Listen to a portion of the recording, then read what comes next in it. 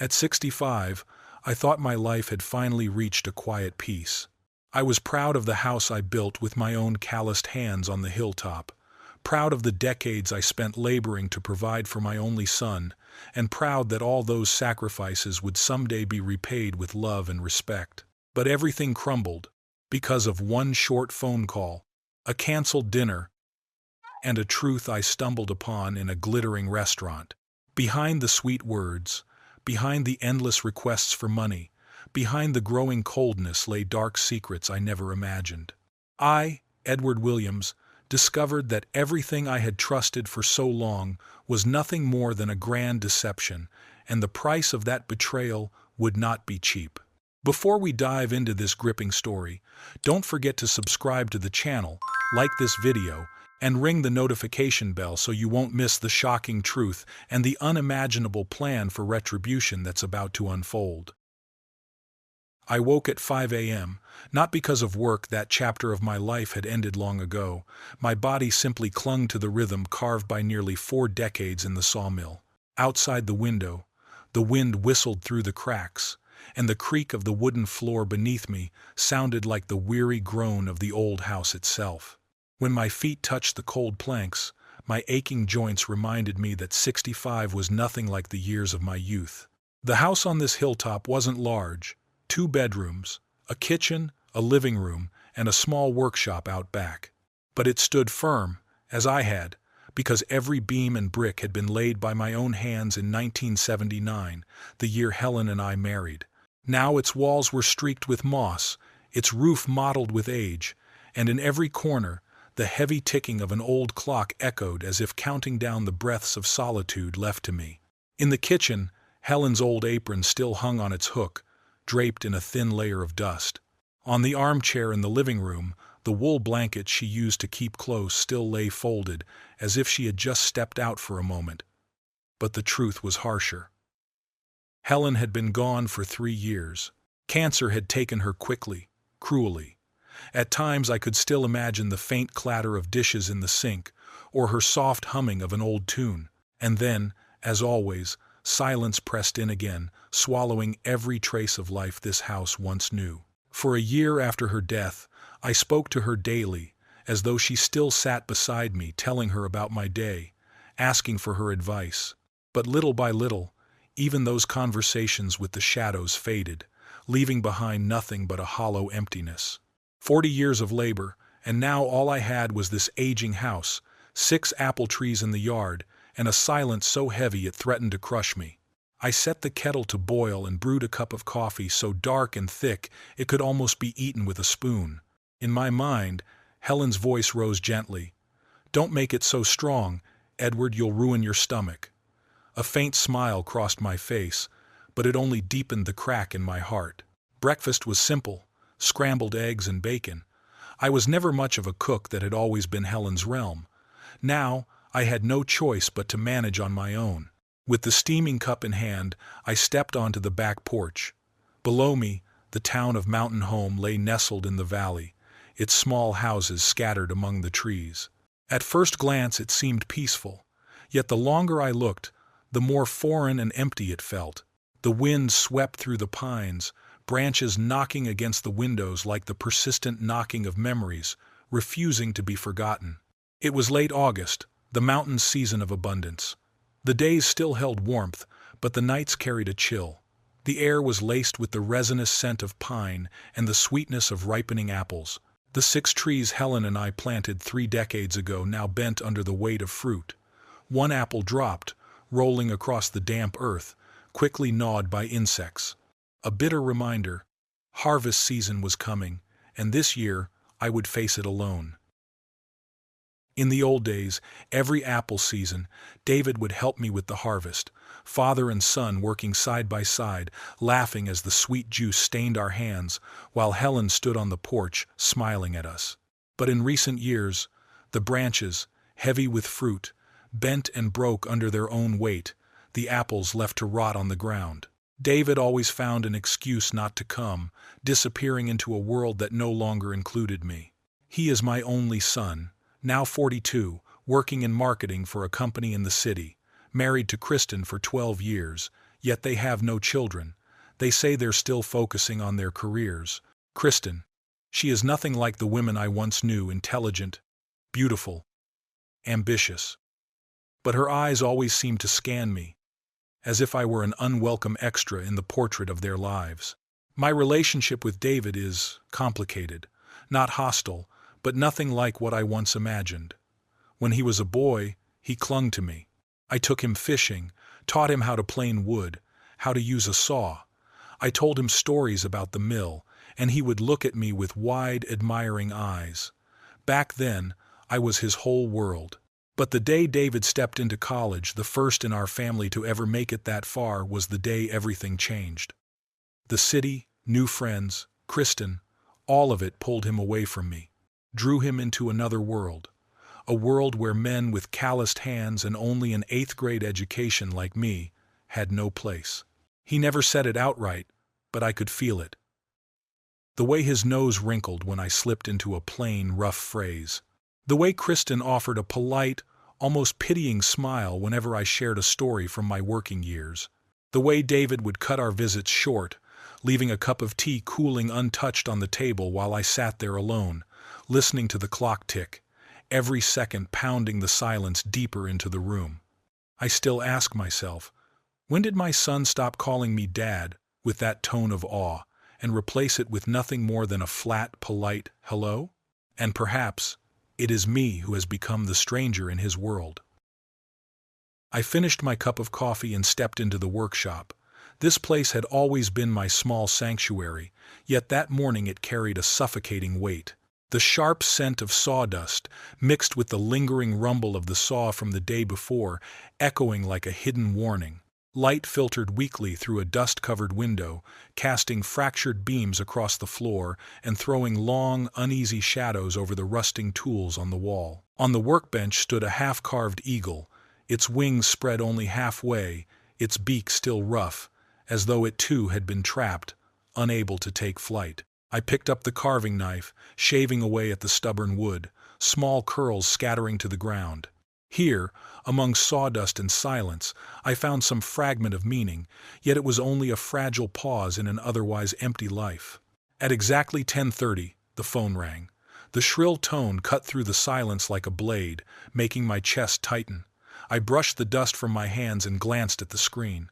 David, strange, he rarely called me on weekdays. "Hello," I answered, keeping my voice calm. "Hi, Dad." His tone was awkward, forced. "How have you been?" "I'm fine. But why are you calling in the middle of the week? Is something wrong?" He gave a short, brittle laugh that didn't sound like him. No, I just wanted to check on you." I stayed silent. We both knew better. David never called just to ask how I was. Only when he needed something. A pause. Then his voice lowered, hesitant. "Actually, there is something. Kristen's parents are coming this weekend. We're planning a family dinner." I remembered them well, Richard Hartman, the university professor, and his wife Evelyn, the kind of woman Helen once described as a high society lady. I had only met them twice, once at David and Kristen's wedding and once at Helen's funeral. Each time, their eyes passed over me like I was a curious museum exhibit studied, but beneath them. "So, you want me to come?" I asked, though my heart already braced for the answer. There was a long pause, too long. I even heard him clear his throat, stalling. "Well, we wanted to invite you, Dad, but there's a problem. We reserved a table at Mountain Lake, but they mixed up the booking. They can't take us Saturday night." "I see." I nodded, though he couldn't see me. "So the dinner is canceled?" I wasn't surprised.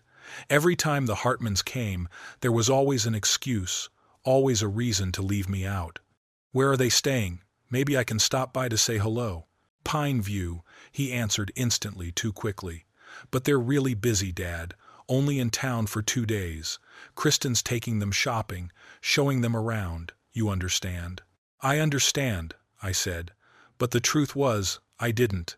When Helen's mother used to visit, she always stayed with us, and no matter how busy life was, we always made time for one meal together. David's voice softened further, almost a whisper. "There's one more thing. This month we're a little short on the mortgage. Could you lend me $1,000?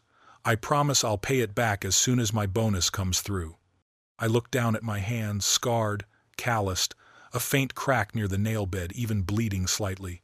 Hands that built this house, that raised him, that gave him the education I never had. And now, these hands only mattered to him when they signed a check. $1,000? I repeated, my throat tight. Like the $2,000 for the car last month? Or the $4,000 for the hospital bill the year before? I remember it all, David. You know how it is, Dad. Times are hard. The company's cutting budgets. The market's unstable. I cut him off, my voice hoarse. I'll transfer it today. There was no point in arguing anymore. Since Helen passed, I'd come to realize one cruel truth. The only time my son called was when he needed money. And the ringing phone I once longed for had become nothing more than the signal of another bill. David's hollow promise still echoed in my ears. Thanks, Dad, you're the best. I'll pay you back soon. I had heard those words countless times. They no longer carried any meaning, just a thin veil covering a habit of taking advantage. We exchanged a few pleasantries after that call. Updates about his job, Kristen's recent promotion, their plan to buy a second car. But not once did David mention visiting me. Not a single hint of inviting me over for a simple meal. Everything had been replaced by the polished, shining name of Mountain Lake. When the call ended, I returned to my workshop, but my heart sank into a pit. Memories rushed back David as a boy, fishing at the lake with me, his small hands tapping a hammer against the frame of a birdhouse, his laughter filling the house. And Helen, always watching from the porch, smiling softly as I stumbled through bedtime stories for him.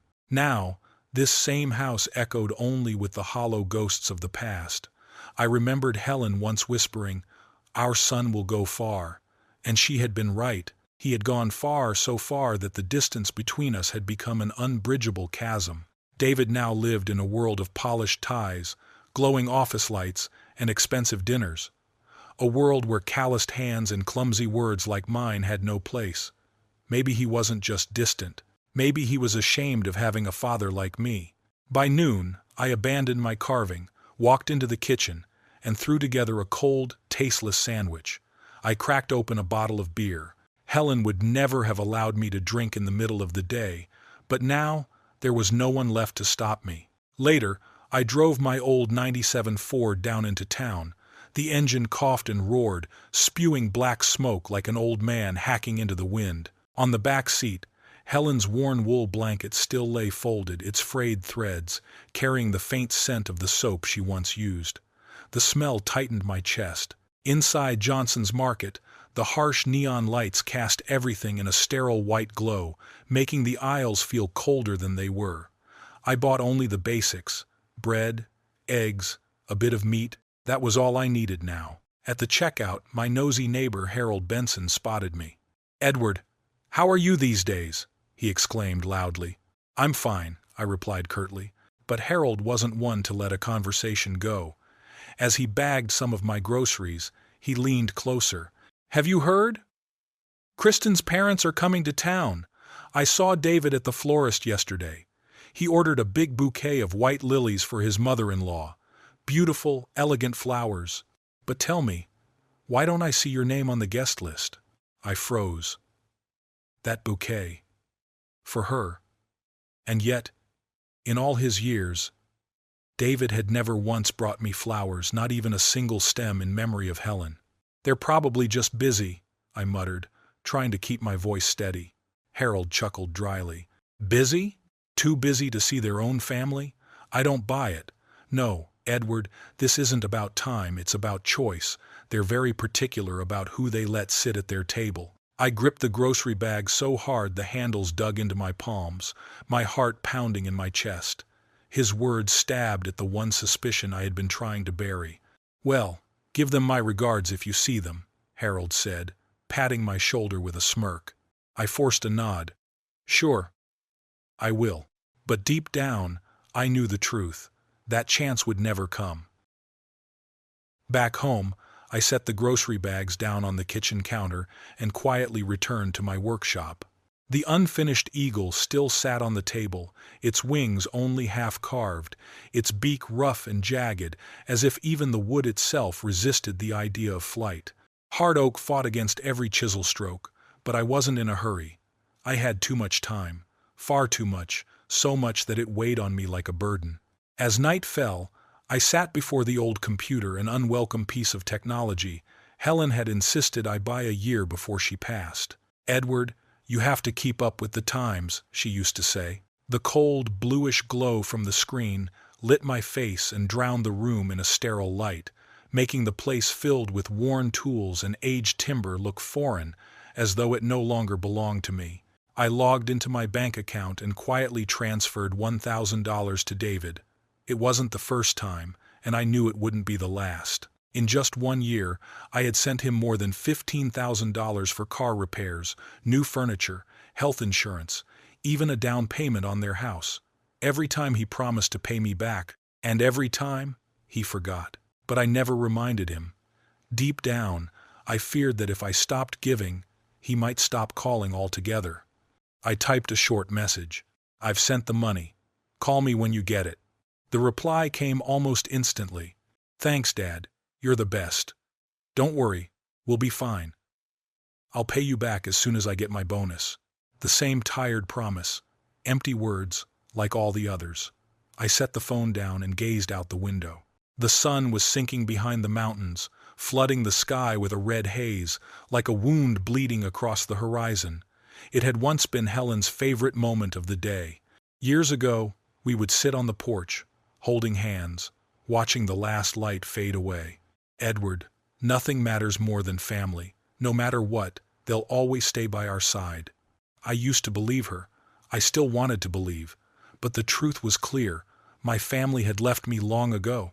I cooked a meager dinner, fried chicken and potatoes. The meat was dry, the potatoes cold, each bite nothing but blandness and loneliness. Afterward, I sank into the armchair by the fireplace. The cushion across from me still sagged from where Helen used to sit. Now, only shadows occupied the space. The television played an old western, voices echoing off the walls, but they only deepened the emptiness inside me. My thoughts drifted back to David, his phone call that afternoon, the canceled dinner. The more I turned it over in my mind, the more uneasy I felt. Why had he insisted that Kristen's parents were too busy to meet me? Why claim that the restaurant canceled their reservation? The phone rang, slicing through the silence. It was late. I picked it up. Robert Miller. "Edward, you stubborn old lumberjack. How are you?" His voice was gruff, unpolished. "Not bad," I answered cautiously. "What's going on? You sound different." He chuckled. "Ha, I just felt like calling. But come on, who believes a man calls at 10 o'clock at night just to chat?" I forced a laugh. "All right then, what is it?" "This Saturday, Old Pine Tavern. A couple of drinks, like the old days." "Saturday?" I hesitated, remembering David's excuse about the canceled dinner. "Yes, I'll be free." "Perfect. Oh, by the way, have you heard of that new restaurant in town? Mountain Lake? Pricey as hell, but everyone says it's worth it." "David mentioned it earlier today," I said quickly. "Really? Your boy must be doing well if he can afford to eat there. That's not for folks like us." I rushed to defend him. "He works hard. He deserves it." Robert's laugh crackled through the line. "Edward, stop lying to yourself. That boy only calls you when he needs money. Has he ever visited without asking for something?" I froze. Pain tightened in my chest, choking me. At last I muttered, "Stop it, Robert. Don't say another word." But deep inside, I knew he was right. After hanging up, I climbed the stairs to my bedroom. Everything remained untouched, as if Helen had just stepped out for a moment. The small table piled with books, the armchair by the window, her clothes folded neatly in the closet. I couldn't bring myself to change a thing. Sometimes, I still half expected her to walk in, smiling softly, asking why I looked so lost. That night, I lay awake, staring at the ceiling. The clock ticked relentlessly, each beat carving deeper into my chest. Then a dark thought slithered into my mind, coiling tighter with every breath. What if the dinner had never been canceled? What if the story was just a lie to keep me away? Could it be that my own son was so ashamed of me that he would go so far as to build an entire deception just to erase me from the picture? That in his eyes I was no longer a father but a blemish on his perfect family portrait? It felt as though a boulder had been set upon my chest, and each heartbeat struck like a hammer blow, shattering the last fragile shards of trust I had left. It wasn't the dinner invitation I mourned. I had never cared for loud, pretentious gatherings. What robbed me of sleep was the lie. My own son had chosen deception, and worse, he had done it moments before asking me for money. That night I tossed restlessly on the cold bed. The rain began to patter on the tin roof, each drop tapping like a reminder. When I finally drifted into uneasy sleep, Helen appeared in a dream. She stood in the apple orchard, petals scattering in the wind, her eyes filled with sorrow. "Edward, our son has lost his way. He's forgotten who he is and where he comes from." "What should I do, Helen?" I whispered, my throat tight. She only shook her head and faded into the pale light of dawn seeping through the branches, leaving me alone with the emptiness. The next morning the sky was smothered in heavy gray clouds. Thunder rolled in the distance, and the wind tore through the pines like voices mourning. I dragged myself out of bed, my joints aching as though each bone remembered its old injuries from the sawmill. I brewed a cup of coffee, thick, bitter, almost undrinkable, and stood at the window staring out at the orchard. Branches bowed under the weight of fruit, fallen apples lay split and rotting on the ground. Years ago, David had helped me press cider there, laughing as the sweet aroma filled the air. Now it was only me, and maybe, if I was lucky, Harold Benson, the kindly neighbor, would lend a hand. After a meager breakfast, I drove the old '97 Ford into town. The engine roared like the labored breath of an aging beast, every turn of the wheels groaning in protest. I only meant to buy a few new saw blades at Peterson's, so I could finally finish the chess set I once promised Helen. But as I stepped from the counter, a familiar voice startled me. "Edward Williams, I can't believe it." It was Thomas Green, a former co-worker from the mill. We had worked side by side for 20 years before he moved into an office job. He looked younger than his age, beard neatly trimmed, eyes sharp. We shook hands, reminisced, until he asked about Helen. "She's gone," I muttered. 3 years now. Cancer." His face fell. He laid a warm hand on my shoulder. "I'm so sorry, Edward." To lighten the air, he asked about David. I answered flatly, "He's in marketing, married now." "Don." Thomas nodded, then dropped the words that froze the blood in my veins. "I saw him last night, with his wife and her parents, at Mountain Lake, around 7 o'clock. They looked like they were celebrating something." My hand clenched the shopping bag so tightly the knuckles went white. "You're sure it was David?" I asked, my voice trembling with desperate hope. "Of course. He's the spitting image of you at that age, just no beard. And that mole on his right cheek? No mistaking it." The ground seemed to vanish beneath me. David hadn't just made up a small excuse, he had spun a complete fabrication to cut me out of their family dinner. On the drive home, my fingers went numb around the steering wheel, my chest constricted as if something inside were being crushed. When I arrived, I threw the bag onto the counter and grabbed the phone. I called him. The line rang, then went straight to voicemail. "David, it's Dad. Call me back as soon as you get this." Half an hour later I tried again. Still nothing. I left another message. "We need to talk. It's important." Silence. I knew he'd seen the calls. David never let his phone out of reach. He was simply ignoring me. Outside, the skies broke open. Rain hammered against the windows. Thunder rattled the valley. I stood at the glass, watching water stream down like tears I couldn't shed. And with the storm came the memories. 4 years ago. "Dad, the roof is leaking. I need $3,000. I wired him $5,000. A month later, he bought a new car. 2 years ago, past midnight. "Dad, Kristen's in the hospital. Insurance won't cover it. Can you help with $4,000? I sent the money. Months later, photos appeared online of them vacationing in Hawaii, smiling, bronzed, with no mention of debt. Last year, "Dad, the water heater burst. I need at least $2,000. I sent $2,500. A week later, Kristen posted photos of their newly renovated living room with the caption, "Finally upgraded, thanks to my amazing husband." Each time, I believed, and each time, I was betrayed. Now it wasn't just the money.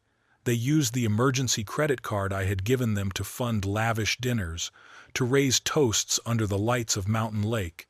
And the cruelest part? They laughed at me as they did it. That Saturday night, I went to Mountain Lake myself. Through the wide glass windows, I saw them. David, Kristen, her parents Richard and Evelyn, and her brother Stephen with his wife Laura. 6 seats, perfectly filled. No space for me. I sat alone at the bar, ordered a whiskey.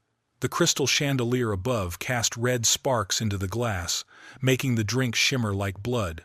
Then I heard it, the voice I knew too well. I told Dad I'd pay him back after my bonus, and he bought it completely. The old man is so gullible it's almost funny.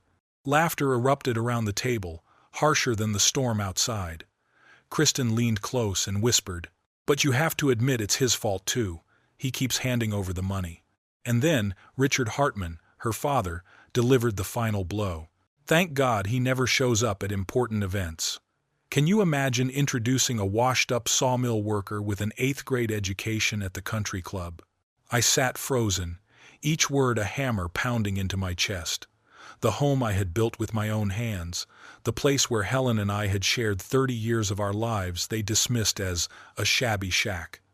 That night, back in my dark kitchen, I stared into the bottom of an empty whiskey glass. A chapter of my life had closed forever. No more naivety, no more blind forgiveness. Only one thing remained, burning hotter with every breath. A fire of revenge, not for the money, but so they would taste the humiliation, the betrayal, and the searing pain they had just inflicted on me. "This sounds serious," Robert Miller said, his deep, husky voice steady. "So what do you plan to do?" I tightened my grip on the coffee cup, the heat burning into my trembling palm. "I don't know yet. I'm counting on you, Robert. You've always been sharper than me in these matters." Robert smirked faintly, his gaze cutting into me like a blade. "Not sharper, just less gullible. And listen, this isn't something we can discuss over the phone. We need to meet in person." An hour later, we sat at Donna's, a small diner on the outskirts of town, famous for its heavy, buttery pancakes, a place so plain that David and Kristen would never be caught dead there. I hadn't chosen it by accident. I needed somewhere quiet, discreet, and safe to plan what had to come next. The old yellow lamps cast dim shadows across scarred wooden tables, the air thick with grease and stale smoke. I sat by the window with a cup of black coffee so bitter it scraped down my throat. Robert arrived a few minutes later, trim build, silver hair combed neatly, his eyes sharp as a scalpel. 20 years at the IRS had made him a man who could see straight through any lie. If only I had possessed half his clarity. "Edward, you look awful," Robert began. "It's been a terrible night," I admitted. I figured, the truth, it never goes down easy. The waitress handed us menus, but Robert barely glanced before ordering 2 plates of pancakes drowning in thick syrup. I watched the syrup slide down the rim of the plate, slow and viscous, and for a chilling moment, it looked like blood seeping through a wound. Robert leaned in, the faint clink of his spoon against the cup echoing through the silence. Lowering his voice, he asked, "Before I go further, you need to tell me the truth. Do you want David to learn a lesson he'll never forget? Or do you just want to lash out in anger and walk away?" I looked up, my fingers brushing the old scar on my thumb, a mark from the sawmill years ago. Decades of sacrifice, of swallowing humiliation, only to be repaid with betrayal. I want him to learn. A real lesson. I've been naive for too long. This ends now. Robert's eyes glinted, sharp and approving. Good. Then listen closely. In my 20 years at the IRS, I've seen every kind of scam, and one of the most common? Children exploiting their parents to commit tax fraud. And Edward, I'm certain David is doing exactly that. My brows knitted. You really think so? No, Robert said coldly. I know. Remember last year when he shoved a stack of papers at you, Said it was just some insurance paperwork? You signed without reading, didn't you? The memory struck me like a blow. That day, David had slid the papers across the table, smirking. Just a formality, Dad. Without my glasses, the words blurred into meaningless lines. And I signed, blind, like a fool. He used that signature, Robert continued, to claim you required special care. Thousands of dollars in fake medical expenses every year, all of it fabricated. Blood surged hot in my face, my heartbeat thundering. But that's fraud. Exactly. Tax fraud. And the IRS doesn't overlook things like this. The waitress returned with the pancakes, the sweet scent of syrup filling the air. But to me, it was suffocating. The thought that David hadn't only drained me of money, but had used my very name to deceive the government, it nearly crushed the breath out of me. What do I do? I rasped. Robert spoke slowly, each word deliberate, like a judge reading a verdict. First, cancel every credit card he can touch. Second, gather every bank transfer you've made over the past years, amounts, dates, purposes. Third, file a sworn statement with the IRS, making it clear you never received support from him, you never needed special care, and you never gave permission for your name to be used on his tax returns. And the consequences? I asked quietly. A full audit, Robert said, voice cold as steel. Every account, every filing, 6 years back. If I'm right and I am David and Kristen will face enormous penalties, maybe even criminal charges. They might not see prison, but their reputation, their careers, they'll be ruined. Images flashed in my mind, auditors knocking on David's door, tearing through his records, Kristen pale and frantic, David standing frozen, bloodless. A shiver ran down my spine. Isn't this too harsh? I muttered. Robert slammed his fork onto the table, his tone sharp as a blade. Harsh? Edward, you've let them turn you into a walking ATM for years. That's the true tragedy. If you soften now, you're not saving him. You're delivering your own head for the chopping block. I clenched my fists, then nodded firmly. You're right. Let's do it. Good. Step 1. Call the bank. Cancel the cards. Sweat beaded on my palms as I pulled out my phone. The bank representative's voice came through the line, even and impersonal, like a court sentence. Are you certain you want to cancel the account? Once blocked, the supplementary cardholder will no longer be able to access funds. I drew a long breath, met Robert's gaze, and answered with steel in my voice. Yes, cancel it. Now. Minutes later, it was done. Permanently. Robert leaned back, satisfaction flickering in his eyes. Excellent. Now we wait for his reaction. But remember, don't reveal anything. If he knows, he'll have time to forge evidence. Just say you saw suspicious activity and froze the card. That's not a lie. It's strategy. I lowered my head, staring into the cold coffee before me. My whole life I had lived straight, never once schemed. But now, I would fight David with his own weapons. Robert drained his cup, his voice striking like the final swing of a blade. Edward, your whole life you've let others pull the strings. But from this moment on you hold the knife. You're no longer the fish on the chopping block. I turned toward the window. The rain had stopped. A narrow beam of sunlight broke through the clouds, and for the first time in my life, I felt it something fierce rising in me. At last, I was the one holding the power. We left the cafe.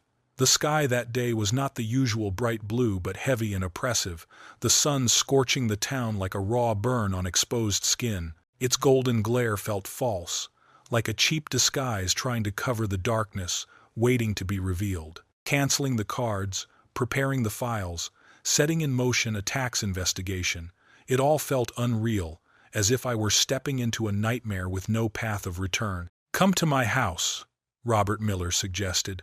I have all the forms you'll need. I'll show you how to fill them out properly. Robert's home sat quietly on the outskirts of town, small, tidy, disciplined, a mirror of the man himself. His wife, Clara, had died of cancer 5 years earlier, just like Helen. Perhaps it was this shared grief that had bound us together over the years. 2 widowers, 2 aging shadows, who understood one another without needing many words. His study was filled with stacks of legal texts and financial records, lit only by the dull yellow glow of a desk lamp. The ticking of a wall clock pierced the silence like the steady swing of a blade, while the musty smell of old paper and ink gave the room the air of an interrogation chamber. For 2 hours we worked in silence, broken only by Robert's deliberate instructions. He explained each form, every line. You'll need to submit all your bank statements from the past several years. They'll show that money only ever flowed from you to David, never the other way around, as he claimed. I've kept everything, I replied, my voice low. A full record. Good. And you'll need medical records as well, proof that you're in perfect health, that you never required any kind of special care. I let out a bitter laugh. That won't be a problem. My doctor always says I'm healthier than half the men sitting behind desks at 30. Robert allowed himself a brief smile, though it seemed cold and sharp. Watching him carefully write each word, I sighed. I still can't believe I'm doing this, taking action against my own son. Robert looked up, his eyes glacial. No, Edward, you're not striking against your son. You're ending your role as his victim. This isn't revenge, it's pulling him out of the grave he's digging for himself. I fell silent. Justice? Or revenge? No matter what I called it, the weight in my chest felt like solid lead. And if he learns nothing from it? If it only makes things worse? I asked. Then at least you'll finally be free, Robert said firmly. No more exploitation, no more mockery, no more being treated like a fool. We finished assembling the files, every figure, every date checked and rechecked, Robert's precision bordering on obsession. The IRS tolerated no sloppiness. By 4 o'clock, the thick stack of documents sat neatly bound on the desk. Robert placed his hand on it and spoke as though delivering a sentence. Tomorrow, you take this to the IRS yourself, in person. Don't trust the mail. I nodded, my chest weighed down as if with stone. If it weren't for you, I'd be lost. That's what friends are for, Robert replied, pouring 2 glasses of whiskey. The amber liquid glowed in the glass, dark and viscous, like congealed blood. We raised our glasses. To justice, he said. To justice, I echoed, though inside I felt darker than before I drank. Just as I prepared to leave, my phone rang. David. Robert glanced at me and gave a knowing nod. He's already tried to use the card. Remember, say nothing but this. The bank froze it over suspicious activity. Don't reveal anything else. I answered. Dad, why won't the card work? I need it now. Open it again, right away. David's voice was hurried, irritated. I canceled it. The bank flagged suspicious activity, I said evenly. What activity? Why didn't you warn me? I need it today, do you understand? Today. It came up suddenly. They said it'll be resolved in a few days. But I have to buy Kristen's birthday present. I froze. Kristen's birthday was in January. It was August. Another blatant lie. Then you'll have to wait, I said quietly, and ended the call. Robert shook his head. You see, even when cornered, his first instinct is still to lie. My chest felt as heavy as stone, but my resolve had hardened into something sharper, something unbreakable. This path was painful, but it was the right one. 2 weeks later, the investigation began. The IRS dug into every account, every return. It was undeniable David had claimed over $12,000 a year in fabricated care expenses under my name. 3 days ago, Robert called, his voice trembling with fury. Edward, you won't believe this. They found more. David didn't just commit tax fraud, he took out loans in your name. I went numb. What? That's impossible. 8 Mantum. Do you remember that stack of papers he had you sign? They weren't just tax forms, they were financial authorizations. I collapsed into a chair, my legs quaking beneath me. Oh God, what has he done? 3 loans, over $30,000 total, all set to auto-deduct from your account. Remember when he insisted you enable automatic payments? That's why. Robert's voice cracked like thunder. Edward, this isn't just fraud anymore. This is a crime, identity theft, forgery, financial exploitation. Daniel Carter has already contacted the police. Outside the window, the sky darkened, thunder rolling across the valley. I sat frozen, my hands clawing at the arms of the chair, as if to anchor myself to a reality that was crumbling away. My own son, my flesh and blood, had turned me into a tool for his crimes, a victim of his betrayal, and in that moment, I knew, between him and me, there was nothing left but war. "Don't worry," Robert Miller said, his voice low and steely. "They won't storm his house with a search warrant. Everything will be done, with precision." That Friday evening, the sky burned crimson, a smear of blood across the horizon, as if warning me of what was to come. I knew this night would be the turning point, the end of the lies. Everything was prepared, the tax investigators, the police, the evidence. All that remained was time and place. I chose Mountain Lake, the very restaurant where, just 2 weeks earlier, I had overheard my son and his in-laws raise their glasses and laugh at me, mocking me as the gullible old fool. If my humiliation had been public, then so too would justice be. Yesterday, I called David.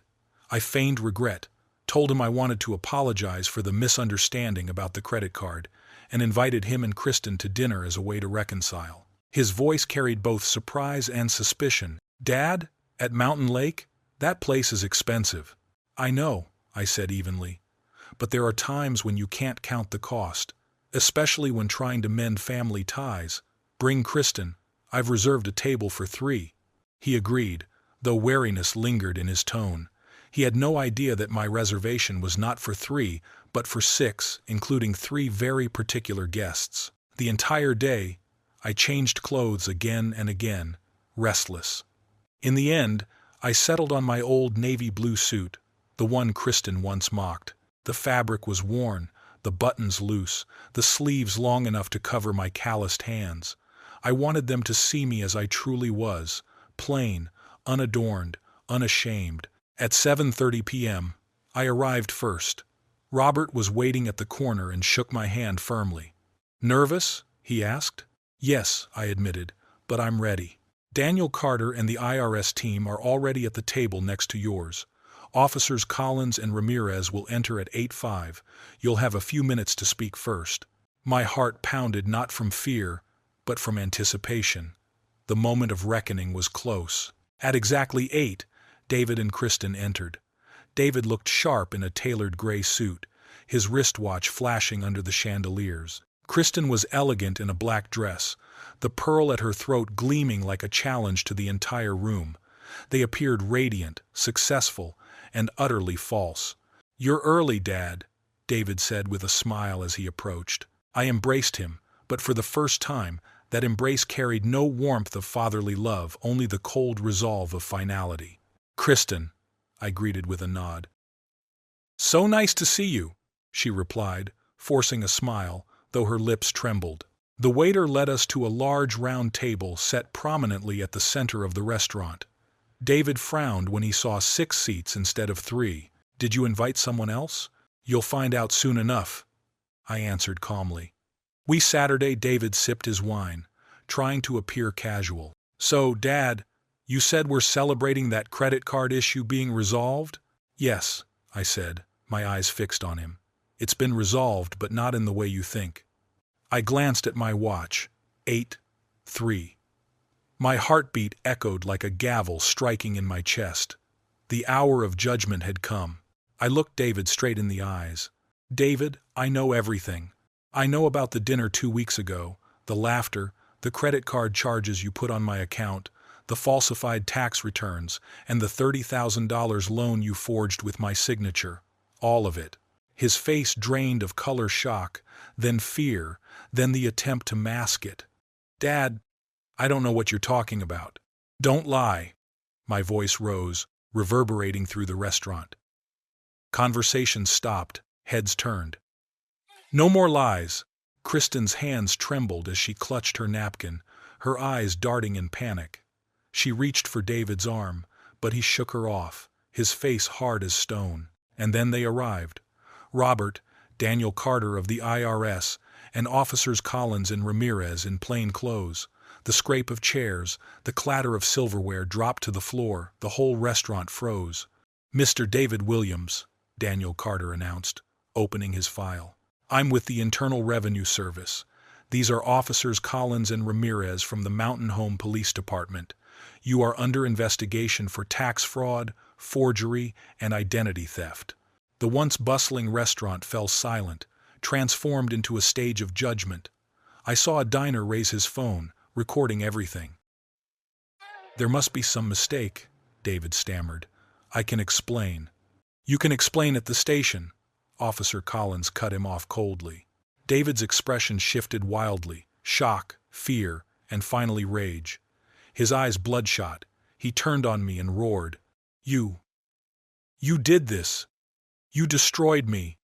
You chose strangers over your own son!" I met his gaze, my voice steady and final. "No, David, you destroyed yourself. I chose no side but the truth." And in that moment, under the harsh glow of the lights, with dozens of eyes watching, I understood. It wasn't just a family that had shattered. A lifetime of trust and love had been buried forever. Kristen broke down, her sobs echoing through the restaurant, drowning out the clatter of cutlery. Diners turned their heads. Some shook their heads in pity. Others smirked with cruel amusement. A child's innocent voice pierced the silence. "Mom, is that man a criminal?" The room had transformed into a public courtroom, every gaze fixed on my family. Officer Ramirez, the only woman among the group of officers, stepped forward.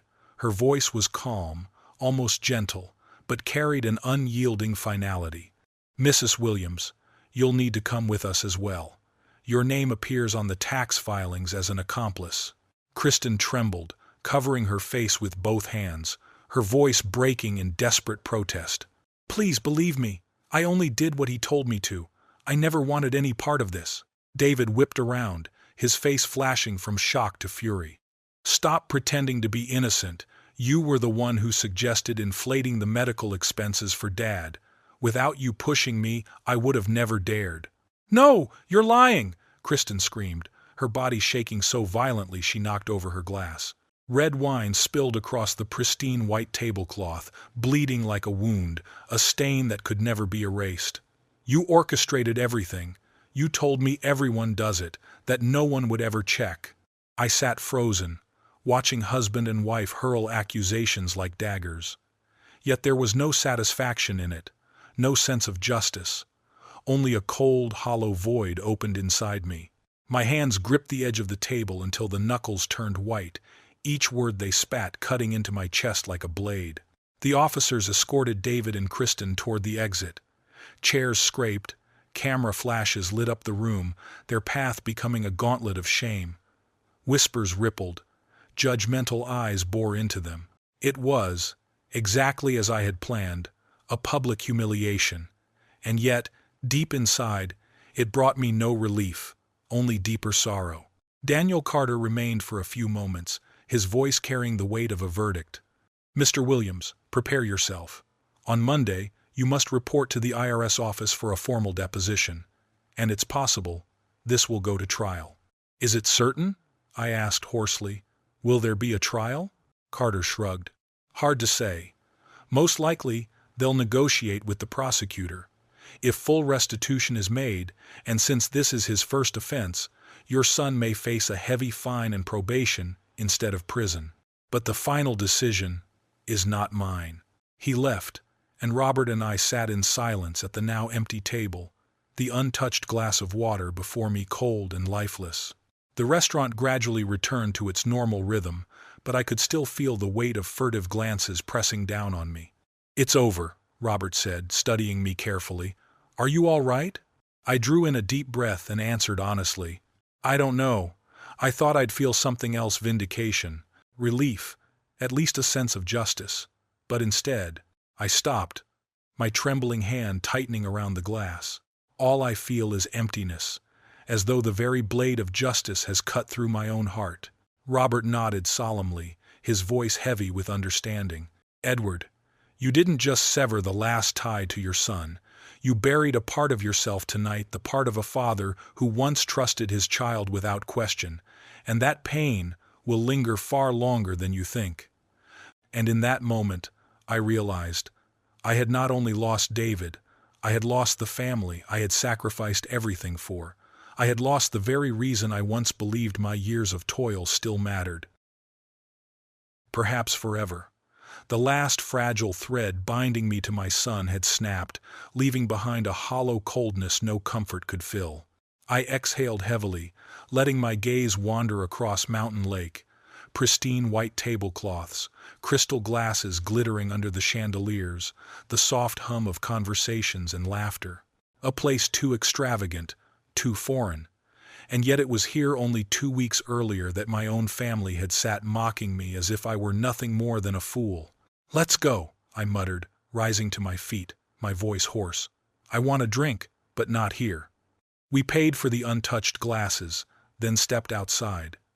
Neon lights spilled unevenly across the damp pavement, and the distant roar of traffic echoed in the night. Amid the chaos of town, 2 old men walked side by side in silence, turning toward the Old Pine, the worn-out bar that had been our refuge in our youth. Old Pine had hardly changed. Weathered wooden tables, the dim yellow lamps casting uneven shadows on the ceiling, the lingering scent of stale beer mixed with smoke clinging to the walls. It felt as though time itself had stopped here. We ordered 2 pints and found a quiet corner, far from the noisy television blaring a football game. Robert took a slow sip of his beer before speaking, his tone laced with bitterness. "When Clara died, I thought I'd lost all reason to keep breathing. I'd sit alone in that silent house, listening to the clock tick like the blade of a knife carving into my chest." I nodded. I knew too well what he meant. I had felt the same the day Helen slipped away from me.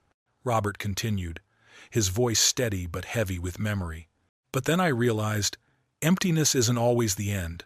Sometimes it's just cleared ground waiting for something new to grow. Right now, it may look barren, but that doesn't mean it will always stay that way." I looked at my old friend, gratitude welling inside me.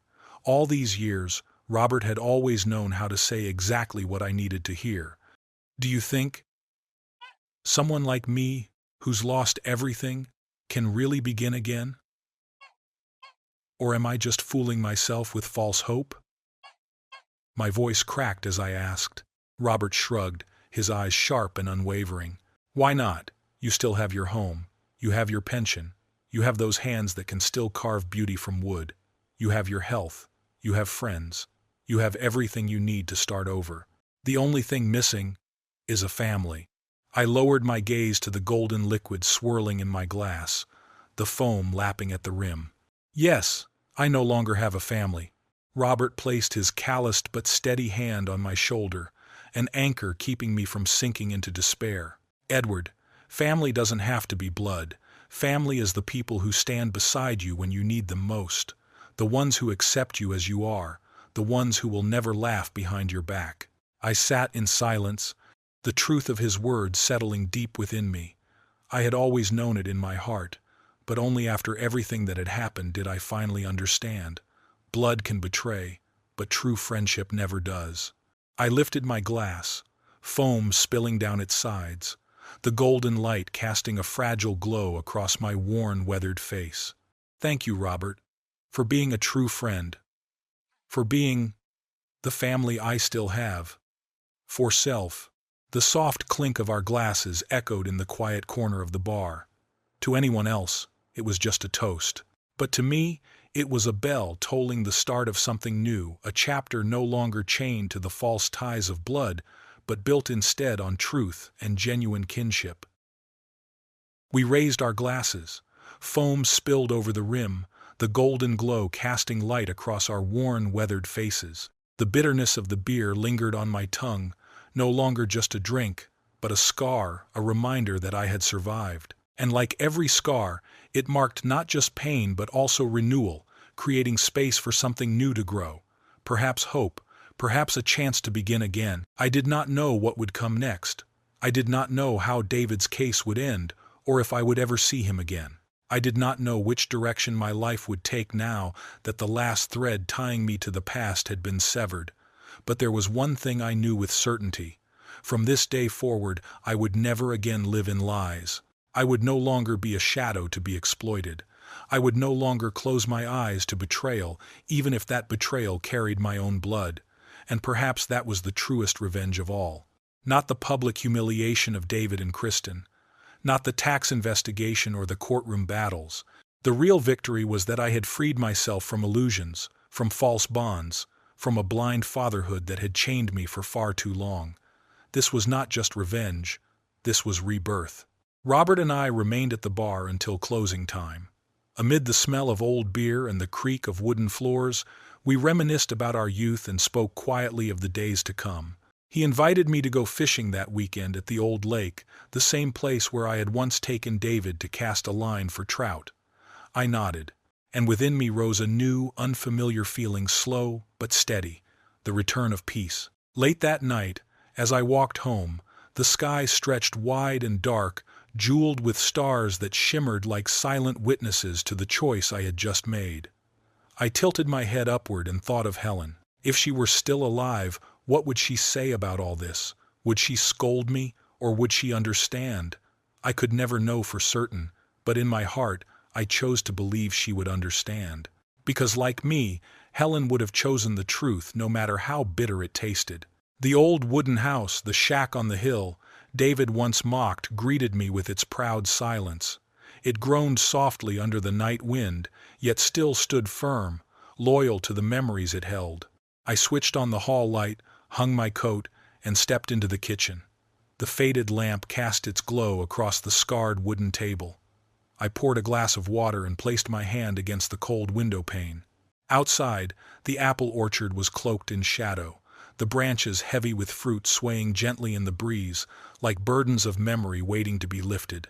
And this time, I would harvest them with free hands. I closed my eyes and listened to the wind whispering through the leaves, as if nature itself were telling me, "You are not just preparing for a new apple season. You are preparing for a new life." For so long, I believed losing my son meant losing everything, but the truth revealed itself at last.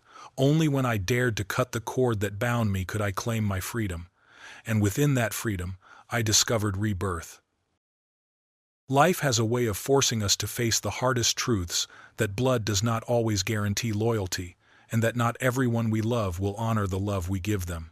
Yet it is in the very moments of loss and betrayal that we discover a deeper lesson. True value is not found in giving endlessly without return, but in protecting ourselves, preserving our dignity, and choosing to live authentically. If you are going through something similar, if you've been hurt, taken advantage of, or made to feel small, remember this: you are not alone. The courage to say enough is the very first step toward reclaiming your freedom and beginning a new chapter. I want to hear your thoughts. In this situation, would you choose forgiveness, or would you stand up and demand justice? Share your perspective in the comments so that together we can support one another on this journey. And don't forget, if this story spoke to you, please give the video a thumbs up, subscribe to the channel, and share it so that more people can receive this powerful lesson. Finally, make sure to watch the next video right below the screen, where we'll uncover more moving stories filled with truth and meaning.